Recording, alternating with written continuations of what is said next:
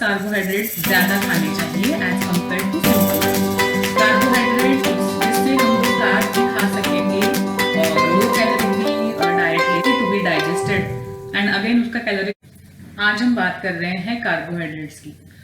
Our diet contains two main types of nutrients. एक होता है macronutrients और दूसरा होता है micronutrients. Macronutrients again are of three types: carbs, proteins and fats. Carbohydrates मतलब पिष्टमय पदार्थ इन हिंदी। जो भी चीजें गेहूं, राइस, रागी, बाजरा, जवार इनसे बनी होती है उसको कार्बोहाइड्रेट्स कहा जाता है। इसमें again there are two types, एक होता है सिंपल कार्ब्स और एक होता है कॉम्प्लेक्स कार्बोहाइड्रेट्स।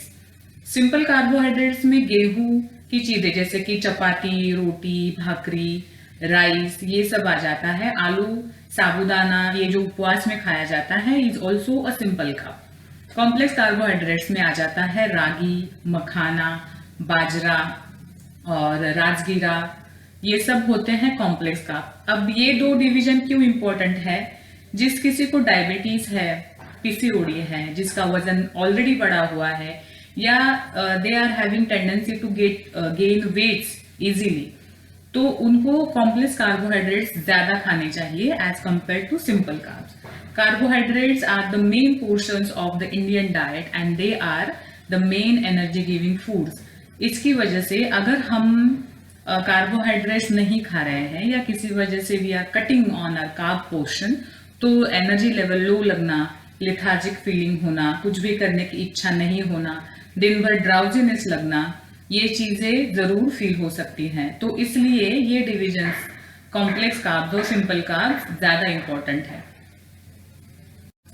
पहले हम बात करेंगे how to cook carbs so that उसका कैलोरिक वैल्यू लो हो सके और हमें एनर्जी भी मिल सके। जो ट्रेडिशनल इंडियन मेथड्स है कुकिंग के, वो आइडियल मेथड्स है कार्ब्स को लो कैलोरिक रखने के। फॉर एग्जाम्पल चपाती या नान या ये रोटी जब बनती है तो उसको तेल या घी लगाकर सेकने की प्रथा है। जब ऐसे करते हैं तो उसका कैलोरिक वैल्यू लो हो जाता है।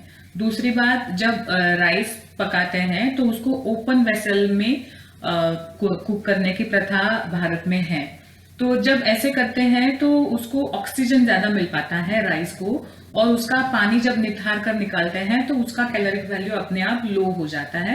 It gets easy to be digested and again उसका कैलोरिक वैल्यू भी कम भी हो जाता है। तो जब हम घी या तेल लगाकर रोटी सेकते हैं या फिर राइस को खाते टाइम उस पे दाल डालते हैं, घी डालते हैं या नींबू की 2-4 बूंदे डालते हैं, तो इन चीजों का ग्लाइसेमिक इंडेक्स वैल्यू जो है वो अपने आप कम हो जाता है और उसका कैलोरिक वैल्यू मेंटेन रहता है, जिससे आपका वेट, HbA1c, पीसीओडी कुछ भी नहीं बढ़ पाता और एनर्जी लेवल भी मेंटेन रहता है। So I appeal all of you Indians to try Indian cooking methods.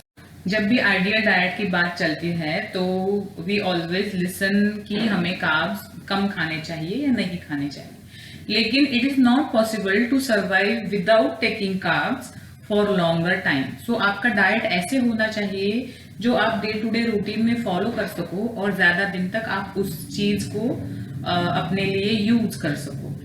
तो देयर आर सम रूल्स जिससे हम लोग कार्ब भी खा सकेंगे और लो कैलोरी भी डाइट ले सकेंगे और वेट और डायबिटीज या पीसीओडी इनको भी कंट्रोल कर सकेंगे। Again there are two major rules to eat carbs and that too with low calories. First is no two carbohydrates together, means आपको एक ही टाइम में राइस और रोटी एक ही साथ में नहीं खाना है। either you can go for rice और रोटी। Second rule is no rice at night. Dinner time में आपको राइस नहीं खाना है। जब भी राइस को पकाते हैं तो उसको पहले घी में भून लेना है और उसके बाद उसको पकाकर आप खा सकते हैं। So these are some tips and tricks to have carbs and not to gain your weight or not to increase your caloric value or HbA1c or PCOD.